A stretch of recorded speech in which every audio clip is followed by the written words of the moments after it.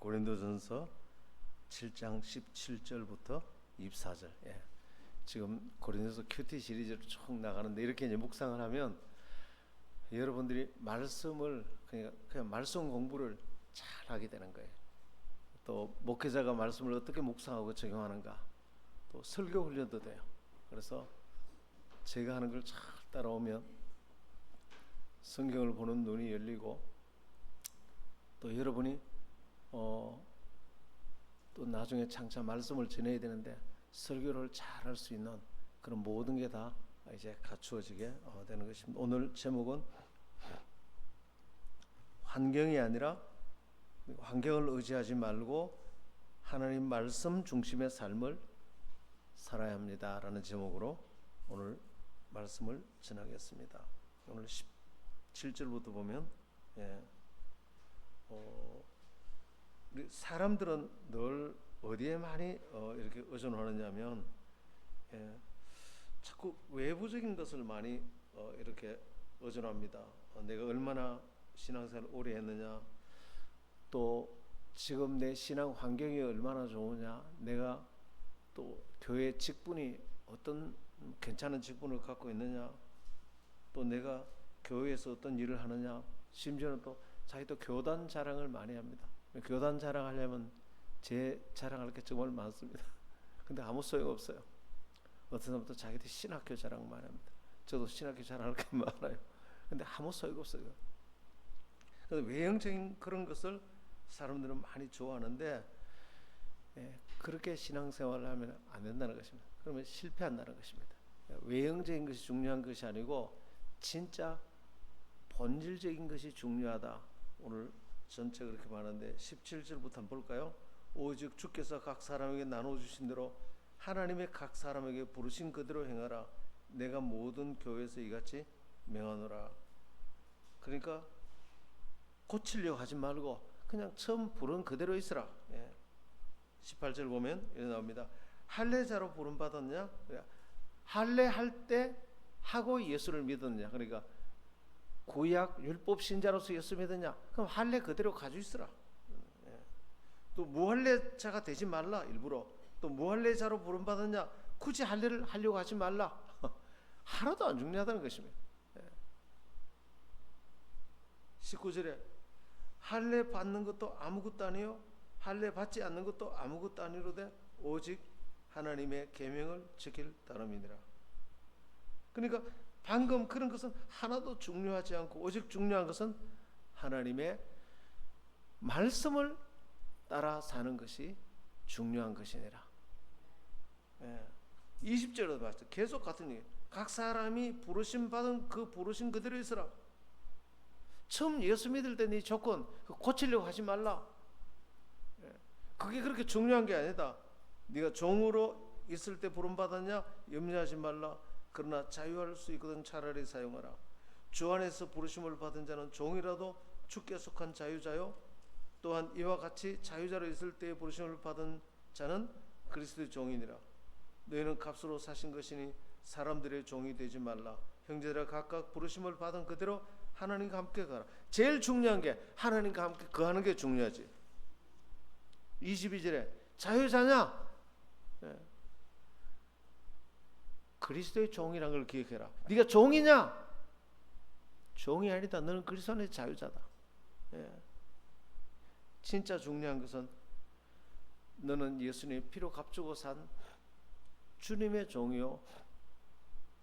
24절에 가장 중요한 것은 하나님과 함께 거하는 것이다.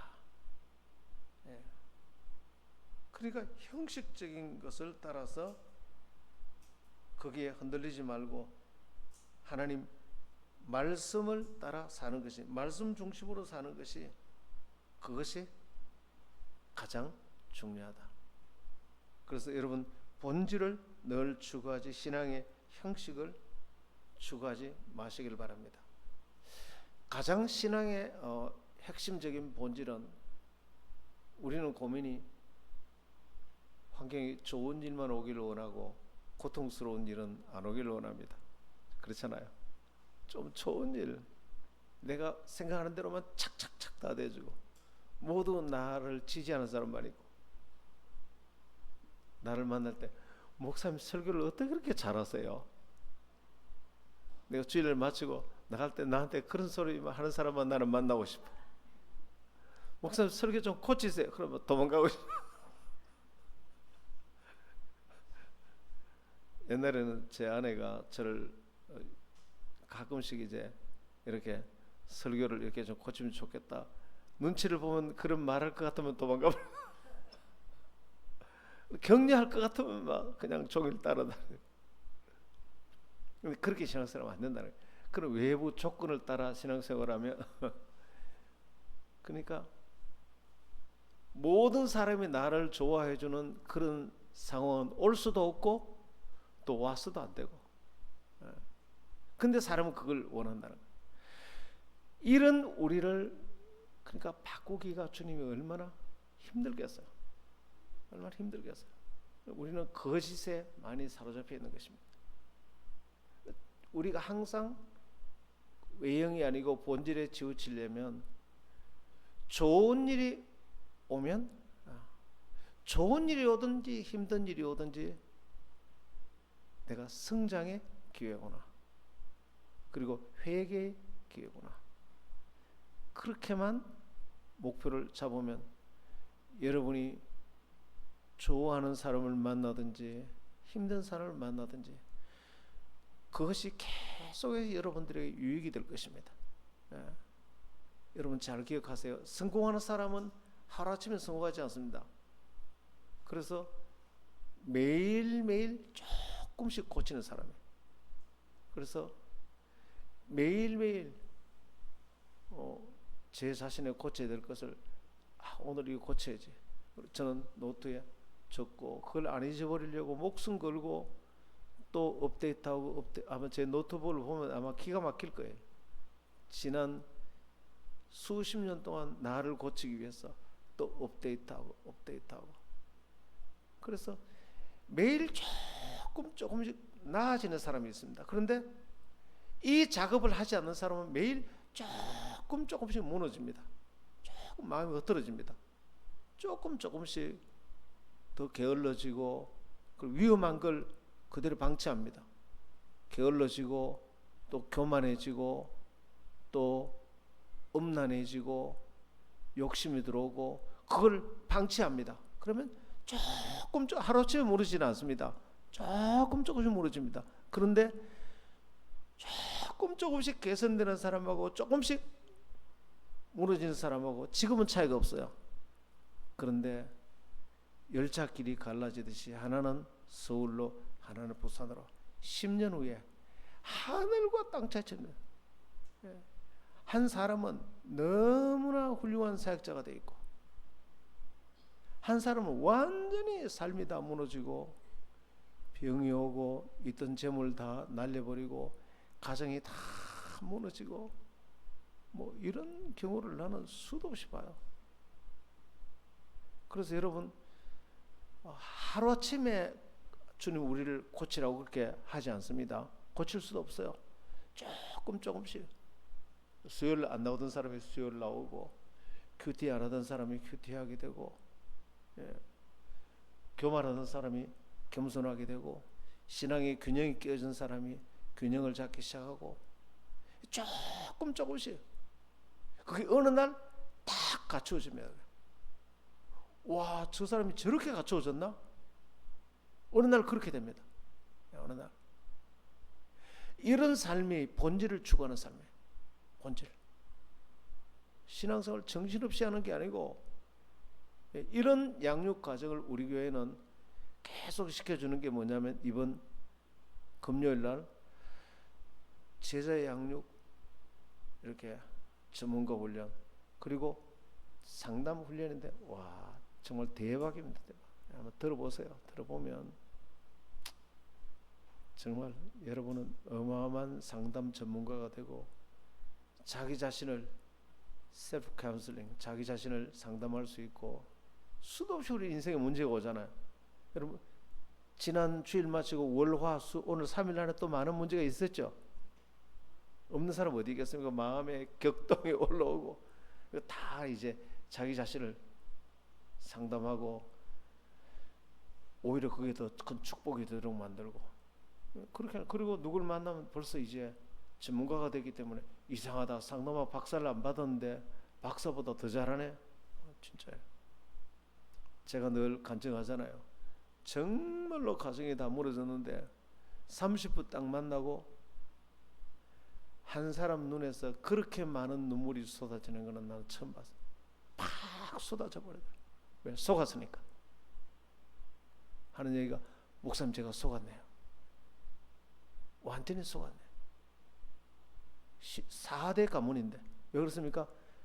신앙의 본질을 추구하지 않고 지금 여기 나오는 껍데기만, 그런 것만 찾아다녔기 때문에 잘하지 않는 거예요. 잘하지 않는 거예요. 여러분의 신앙이 껍데기가 아니고 정확한 원칙에 따라서 성장하게 되기를 축원합니다. 예. 자, 그러면 우리는 이렇게 말씀을 따라 살면은, 말씀을 따라 사는 것이 행위로 구원받는 것은 아닙니다. 그러나 이 말씀을 따라 살아가는 우리의 삶이 따를 때는 반드시 회복과 치유와 축복과 번성과 부흥과 성공이 옵니다. 제가 교회에서 인생의 목적은 성공이 아닙니다 이렇게 할 때 그 성공은 세상적인 성공을 말하는 거지, 그러나 성경은 정말로 우리가 성공하기를 원합니다. 우리가 실패하기를 원치 않습니다. 그리고 부흥이 오는 것입니다. 그럼 말씀을 따라 이렇게 성공적인 삶을 살아야 될 영역이, 세 영역이 있는데, 첫 번째는 우리가 구원의 영역입니다. 우리가 예수 믿고 우리가 구원받아야 되죠. 죄 사함 받고 구원받아야 되죠. 그래, 지난 주일날 등록한 우리가 김윤호 우리 성도님이 월요일 신방 가세요. 그러니까 최 목사님 어떻게 이렇게 설교를 잘하세요? 그러더니 생활 설교를 하는 게 딱 마음에 듭니다. 그런데 한 가지 부탁이 있습니다. 절대로 주 예수를 믿으라 그 말은 하지 마세요. 제가 제일 듣기 싫은 소리가 주 예수를 믿으라 그 설교하면 나는 제일 듣기 싫어요. 목사님 생활 설교를 해주세요. 아직 어리니까 내가 거기에 대해서 뭐라 그래서 알았다. 처음 오는 사람은 잘 달려야 됩니다. 잘 달려야 그래서 이렇게 남아있다 보면 이제 철이 들죠. 여러분 신앙생활 다 중요하지만 우리 영혼이 구원받아 지옥 가지 않고 천국 가는 것이 신앙의 가장 중요한 것인 줄 믿으시길 바랍니다. 그래서 우리가 죄 사함 받고 우리가 그렇게 은혜를 받아 구원받는 거죠. 그리고 이 구원이란 것은 우리 영적인 구원만이 아니라 우리의 삶의 구원을 말합니다. 삶에 많은 고난이 있을 때, 삶에 굉장한 고통이 있을 때, 거기에서 구원받는 것을 또한 성경은 구원이라 그렇게 말합니다. 강은하 사모님이라고, 이분 그 간증을 좀 들었는데, 이분은 부모님이 또 오빠가 그렇게 폭력을 했어요. 어릴 적에 또 태어나기를 백색적이라 그래서 피부가 하얗게 되고 머리카락이 하얗게, 그래서 부끄러워서 학교 가면 옷도 잘 못 입고, 그래서 나중에 쓸모없는 사람으로 자살해야 되겠다고 그래서 락스를 사서 먹었는데 죽지는 않고 고통만 당하고 다 토하고, 그러다가 이분이 하나님 살아계신 것을 보여달라고 그렇게, 그러면 내가 하나님이 있는 줄 믿겠다고. 그런데 이제 그날 마침 찬양을 막 듣고 은혜를 받았는데, 하나님 저 찬양을 계속 듣고 싶은데 지금 볼 일이 있어 집을 나왔는데 하나님 살아계시면 저 찬양을 계속 듣게 해줬어요 하고 언니 집에 들어갔는데, 언니 집 문을 여는 순간 조금 전에 그 찬양이 똑같이 쫙 나오는 거예요. 여러분 그렇게 되기가 정말 쉽지 않잖아요. 그렇게 해서 하나님이 살아계신 증거를 보여줬습니다. 그런데 둘째 아들이 미숙아로 태어났는데 출혈로 이제 중환자실에 누워 있었습니다. 의사는 죽든지 아니면 장애로 평생 살아야 될 가능성이 있다. 그래서 그분이 하나님 앞에 기도하기를, 하나님 살아계시면 제 기도를 들어달라고. 그래서 말로 선포했습니다. 하나님, 내 아들이 이 병원에서 그대로 나올 수 있도록 나오는 걸 보게 해달라고. 나오는 걸 보게 해달라고. 내 아들은 이 병원에서 예수 이름으로 나오게 될지어다. 나오게 될지어다. 선포하고 했는데 애가 정말로 기적같이 나와서 그 병원에서 나오게 됐어요. 그렇게 이분이 하나님 앞에 이제 하나님 살아계신 증거를 이제 보고, 마지막 증거가 하나님께서 어느 날 깨닫게 해주시기를, 너는 하나님의 특별히 사랑받는 자요, 내가 너를 죄를 다 용서했으며 사탄이 말하는 것처럼 너는 저주받은 자가 아니라 너는 특별히 사랑받는 자다. 하나님 그 음성을 듣고 완전히 거기서 벗어났어요. 그리고 이제 겸손히 하나님을 그렇게 이제 섬기게 된 것입니다. 우리가 하나님을 기도하고 만나면 하나님 우리에게 온갖 사인들과 온갖 기도 응답들로 우리의 고민과 우리가 절망 가운데 있는 우리를 기도하고 나갈 때 지금 그 고난의 현장에서 우리를 바로 구원해 주시는 것입니다. 그게 바로 하나님의 말씀을 따라 사는 첫 번째 사인이에요. 두 번째, 하나님의 말씀을 따라 우리가 살아야 되는 것은 우리의 인격과 성품에 변한 것입니다. 우리가 하나님 말씀으로 따라 살면은 반드시 우리 인격의 성장과 성품의 변화가 일어나야 됩니다. 예수님을 닮은 모습으로 바뀌어야 되는 것입니다. 그게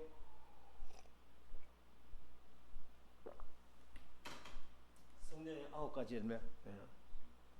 근데 예수님의 성품 가운데 가장 중요한 것이 겸손입니다. 겸손의 핵심은 내가 믿고 기도하고 다 하나님께 맡기면 하나님이 다 하신다. 하나님 만물을 창조하셨고 지금도 하나님의 만물을 그의 말씀대로 운행하고 계시고, 겸손히 그의 말씀을 믿고 순종하고 다 맡기고 따르면 하나님이 행하신다. 여러분, 주님께서 우리 자신을 향해서 이렇게 물으십니다. 여러분, 여러분이 마음에 드는 사람이 있으세요?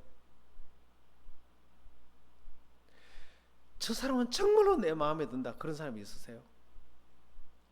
어느 날 나는 보니까 조금씩은 마음에 드는 사람이 있을지 몰라도 나도 그렇고 내 주변 사람 가만히 살보니까 자기 마음에 정말로 드는 사람이 한 사람도 없어요. 여러분, 정말로 마음에 드는 사람 있으세요? 여러분 마음에 속 들게 설교하는 사람이 있으세요? 진짜 있으세요? 제 설교가 여러분 마음에 속 듭니까 진짜? 그렇게 속 안 들걸요? 많은 사람의 신앙의 여정이 한때는 어떤 목사님 설교가 그렇게 좋았다가 조금 있으면 그 목사님 싫다고도, 또 새로운 목사님, 조영규 목사님 설교 그렇게 좋다 그러다가 옥하남 목사님 설교 좋다고 넘어갈 때는 조영규 목사님 욕을 또 그렇게 하고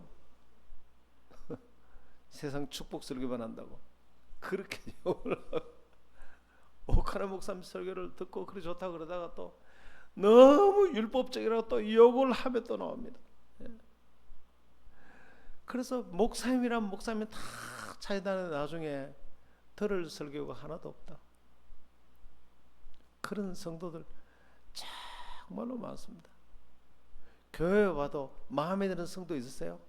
저 사람 내가 쏙 빼닮아 저대로 담고 싶다, 그런 사람 진짜 있으세요? 조금씩 있을지 몰라도 저 사람 정말로 내 마음에 든다, 그런 사람 있어요? 없을걸요. 다 내보다 못하고 다 한심하고 천지 어디 내가 배울 만한 사람이 없어. 혹시 여러분 마음 아니에요? 예? 천지 배울 만한 사람이 없어. 누구에게 배우겠습니까? 예? 혹시 우리 마음 아니에요? 예? 배울 만한 사람 아무도 없어. 참 기가 막히게 천지 기준이 될 만한 사람이 없어. 누구를 기준으로 삼을까? 없어. 그런데 더욱 놀라운 것은 그럼 너는 그러면 너는 네 인생의 기준이 될 수 있냐? 없어요. 나도 어조자고 나도 무지하고 무능한데 내가 내 인생의 기준이 될 수 있는가? 내가 누구의 기준이 될 수 있는가? 아니, 없어요. 그런데도 우리는 그렇게 교만합니다. 누구에게도 배우려고 하지 않고 하나님에게도 배우려고 하지 않고 그게 사람들의 인생이에요. 그러니까 말씀이 귀에 안 들어옵니다. 말씀이. 그래 이 절망 그 상태에서는 그래서 공황장애가 두 분 왔는데 공황장애의 핵심적인 원인이 교만이라는 걸 이분은 깨달았어요. 이분이 몸무게 여성이 140kg 나갔는데 다이어트를 해서 한 60kg 빼가지고 이제 이분이 다이어트하는 그 방법을 유튜브에 올려서 200만 이렇게 조회수 다른 사람인데 그 분야에 성공한 크리스찬이에요. 근데 어릴 적에 엄마가 너무 많이 때려가지고 그래서 많이 힘든 가운데 살다가 예수를 믿고 정말로 고생하다가 이제 하나님을 믿고 이제 그렇게 복을 받았어요. 근데 어느 날 차를 운전해 가는데 너무 으악 하면서 고속도로에서 차를 세워버렸어. 4차선 고속도로 한가운데서 뒤에 차가 난리. 그냥 충돌해서 안 죽었으면 다행이지. 그래 전부 신고해서 경찰이 왔는데 와도 못 나가. 너무 겁이 났어. 나는 공황장애를 한 번도 경험하지 못했는데 공황장애 있는 분은 그렇다 그러더라고. 극도의 죽음에 대한 공포, 숨도 못 쉰대요. 그래서 이제 경찰이 그대로 드러내 정신병원에 입원시켜서 했는데, 그래 그때 자기가 공황장애의 근본적인 정신 상태의 그 근거가 교만이래요. 근데 잘 되니까 주님을 의지하는 게 아니고 조회수가 10만이 넘어가니까, 여러분 유튜브가 자기 유튜브 이런데 10만 명이 좋다고 하면은 10만 명 할 때 그 10만 명을 보면서 그렇게 교만해졌대요. 10만 원. 내가 세상에 최고로 잘났구나. 그때 공장에 왔다. 왜 그렇습니까? 내 인생의 안정과 의미가 하나님이 아니고 사람들의 칭찬과 인정과 사람들에게 달린 것이 극도로 그렇게 될 때 공황장애 찾아. 나중에 알더라고. 그래서 자기가 교만해지면 공황장애 온 날. 그리고 두 번째 공황장애 한 번 더 왔어. 어떤 방에 있는데 질식해서 죽을 뻔했어. 숨이 막혀가지고. 그래서 누가 와서 너 교만하구나, 겸손해야지, 그 말 하는데 깨어나 버렸대. 딱 겸손으로 돌아가는데 공장에서 풀려버렸대.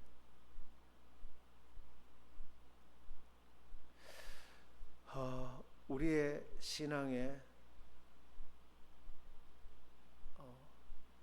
예수 믿고 난 뒤에 우리가 모든 질병, 모든 문제의 원인이 겸손으로 돌아가지 않을 때 하나님 말씀이 안 들립니다. 이 말씀을 들어도 그렇고 저 말씀을 들어도 그렇고 어떤 목사님의 설교를 들어도 안 들어옵니다. 뭐 답이 없죠. 이제 그분을 가르칠 자가 없어요. 누구의 권면도 그의 귀에는 들어올 수 없습니다. 어떤 리더의 권면도 그에게는 들어올 수 없습니다. 그럼 뭐 답이 없죠. 그러나 내가 정말로 내가 무지하고 죄 가운데 있다. 답이 없죠. 아무것도 모르고 거기다가 내 욕심까지 있으니까 이런 내가 나의 기준은 될 수 없어요. 이런 내가 나를 가르칠 수 없어요.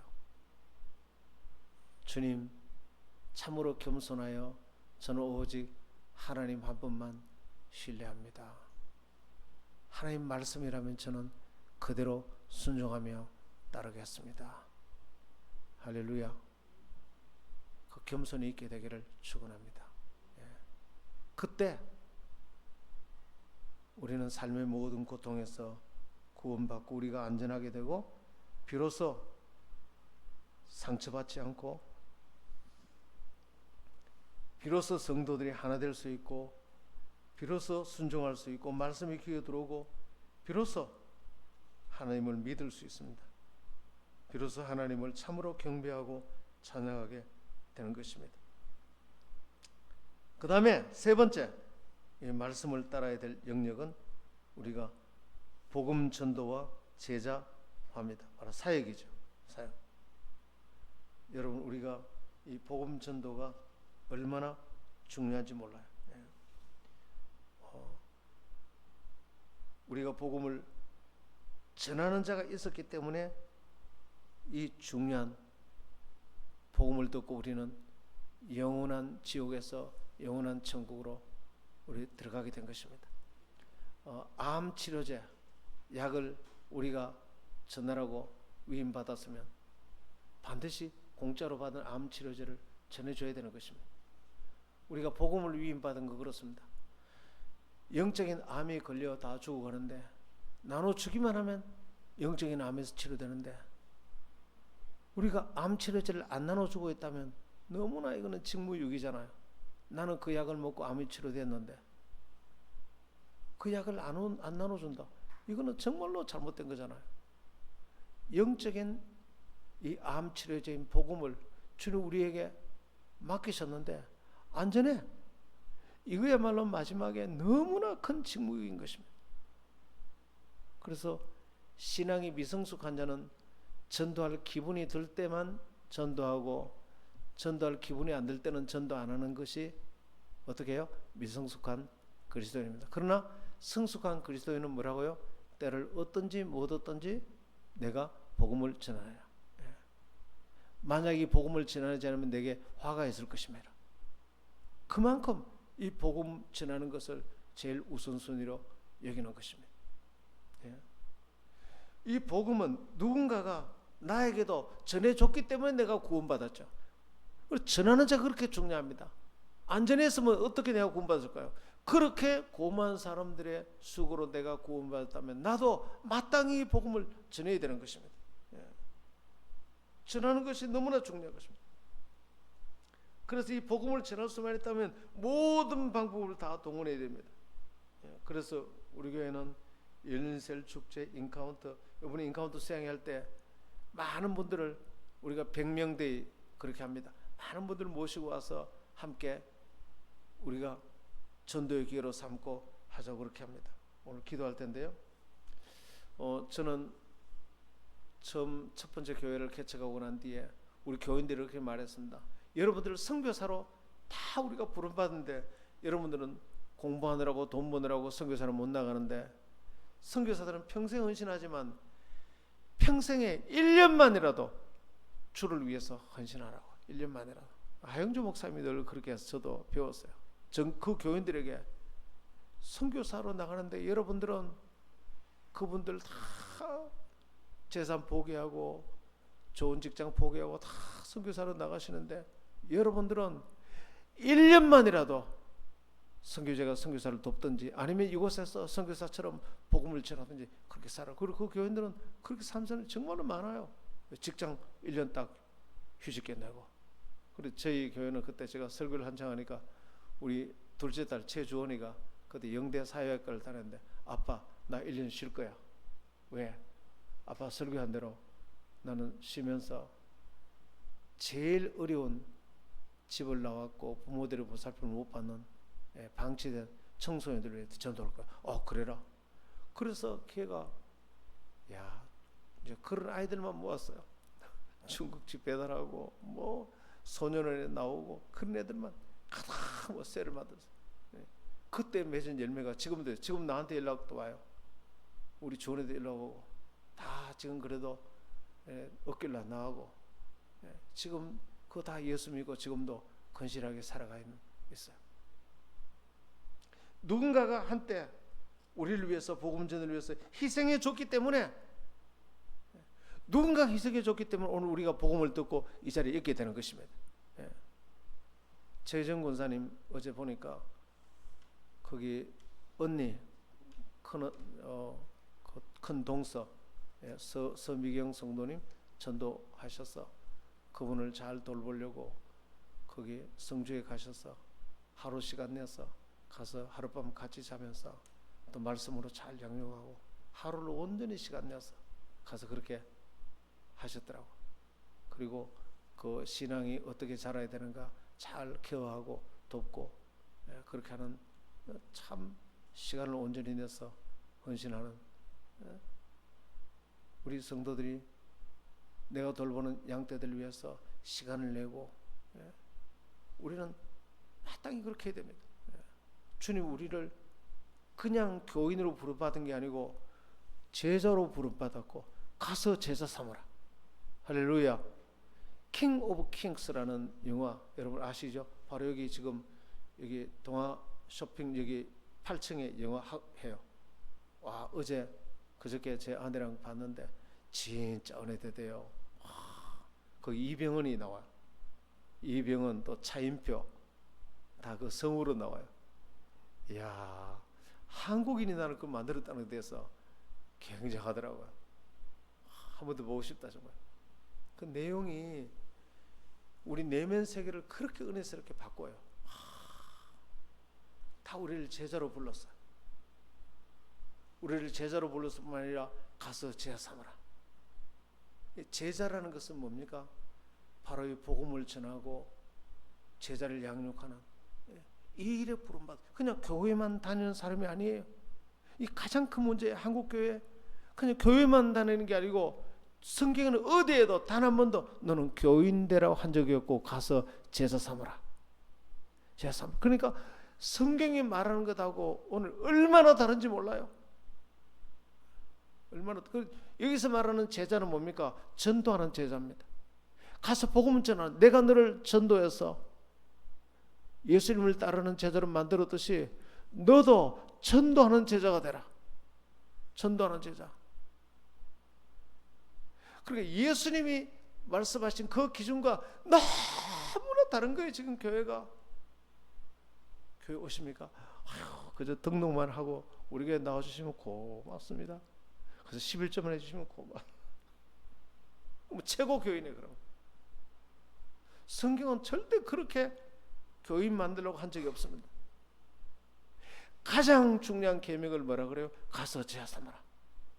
지상 명령이라고 그래요.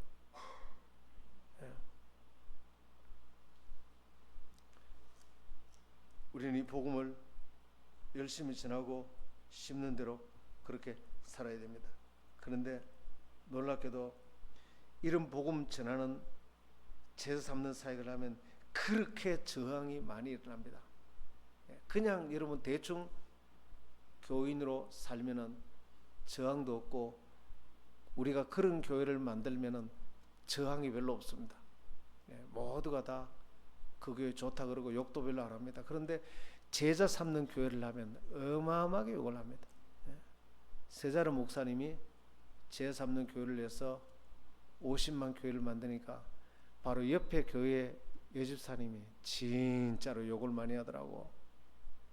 왜 저 교회만 저렇게 전도하고 저렇게 많이 찬양하고 저렇게 많이 저 광신자들 아니야.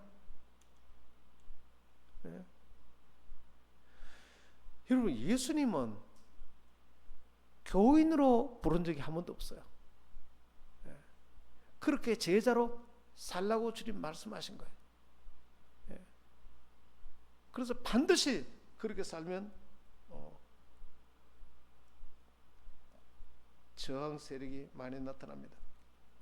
그런데 통계조사에 의하면은 제자로 부름받아 살아갈 때 공동체가 어떻게 배달하느냐, 초기 헌신자들이 있습니다. 보통 한 5%입니다. 창조적인 소스. 어떤 비즈니스 한 5%는 그냥 아주 불 붙은 것처럼 주님 앞에 따라옵니다. 그 다음에 40%는 조금 있다 따라옵니다.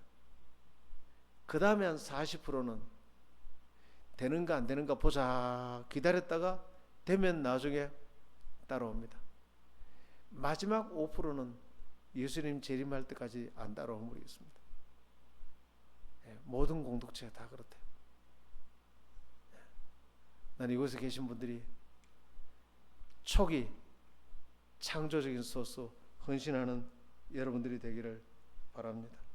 예수님 제자도 12제자가 주님 앞에 따를 때 그 당시 바리새인들이었습니다. 엄청나게 저항 세력이었습니다. 제자들 결국은 12제자 다 순교했죠. 예수님 12제자들의 제일 저항 세력은 그 당시 교인들이었습니다. 바리새인들이 교인들이 있지 않습니까? 그냥 교인으로만 지내라, 제자 되지 말라.